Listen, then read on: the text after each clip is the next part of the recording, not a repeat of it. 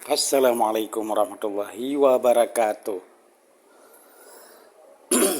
Jadi saya ingin menyampaikan kerusakan di negeri ini mayoritas ditimbulkan oleh tokoh-tokoh tua, ya. Jadi alasan saya yang paling dominan sebenarnya cuma dua. Kenapa tokoh-tokoh tua ini sangat suka merusak stabilitas di negeri ini. Mungkin ada dua yang paling melekat sama mereka. Yang pertama, kan tokoh tua ini waktu lahirnya masih dijajah negeri ini oleh pihak asing, ya. Jadi sudah pasti, jadi sangat melekat mental-mental penjajah sama tokoh-tokoh lama. Saya tidak perlu menyebutkan lah. Saksikan aja sendiri. Masa orang buta seperti itu, terutama hatinya gitu ya, masa tidak bisa mengetahui. Lalu yang kedua, menurut saya selain mereka terlalu dekat dengan penjajah, bukan terlalu dekat maksudnya, mohon maaf, terlalu terkontaminasi dengan penjajah. Yang kedua, jangan-jangan, ya mohon maaf, kita kan nggak tahu sekian ratus tahun penjajah itu menjajah Nusantara. Jangan-jangan memang mereka-mereka ini ada unsur keturunan dari situ. Kalau istilah main bola apa sih namanya itu? Aduh, hampir ingat jadi lupa lagi saya. Pokoknya keturunan lah. Karena saya yakin orang itu dimanapun, ya,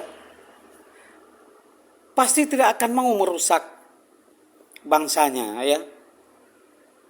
Tapi coba lihat tokoh-tokoh di kita itu. Mayoritas tokoh-tokoh tua lah yang memprovokasi yang aneh-aneh gitu kan. Dan yang paling ngeri ke depan ini terwariskan, ya. Mental-mental penjajah ini terwariskan kepada generasi berikutnya. Ini yang paling ngeri. Jadi akhirnya nanti tokoh-tokoh muda ini mencontoh bagaimana misalnya tokoh tua, ya, dalam mendapatkan kekuasaan segala macam dihalalkan, malu pun udah nggak ada, ya. Lalu bagaimana dia mempertahankan kekuasaannya, bahkan kalau bisa menjadi presiden seumur hidup, ya. Ini kan mental-mental penjajah semuanya ini sebetulnya.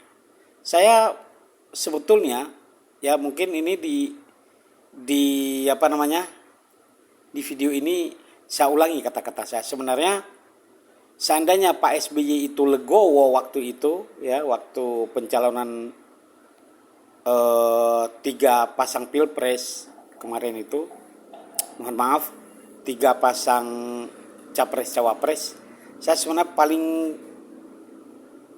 suka dengan sikap Pak SBY. Cuman itulah sayangnya, ya, manusia gitu kan. Padahal Pak SBY itu kalau kemarin itu legowo menerima gitu kan, tidak bergabung kepada koalisi yang sekarang, insya Allah ke depan mungkin Pak SBY itu semakin diperhitungkan, ya, semakin dihormati. Tapi itulah manusia, kembali lagi.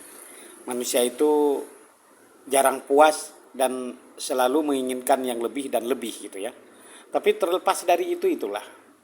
Kalau menurut saya yang lainnya kan kita sudah tahu bagaimana presiden sebelumnya mencengkram kekuasaan. Seandainya tidak ada yang bereaksi, tidak ada peristiwa-peristiwa yang membuat dia harus turun, wah mungkin sampai mati mungkin. Jadi negeri ini dibuat pemerintahan itu kayak kerajaan, bukan lagi apa namanya, bukan lagi sistem presidensil gitu kan. Jadi itulah, makanya menurut saya ya kita harus cari cara bagaimana supaya tokoh-tokoh tua ini bisa dikendalikan gitu. Karena kalau kita mendoakan mereka mati kan nggak bagus juga gitu kan. Masa mendoakan orang mati, gimana itu? Kita cari cara supaya mereka bisa dikendalikan. Dan mereka kalau bisa duduk-duduk manis saja lah kalau udah 70 tahun ke atas gitu kan. Mending jadi penasehat, jangan lagi eh, apa namanya? Jangan lagi ikut kontes gitu. Ya, ini silahkan direnungkan apa yang saya sampaikan. Kira-kira ada benarnya atau enggak gitu. Terima kasih kepada seluruh pengikut saya yang masih setia. Bagikan video-video dari saya kalau dirasa bermanfaat. Terima kasih.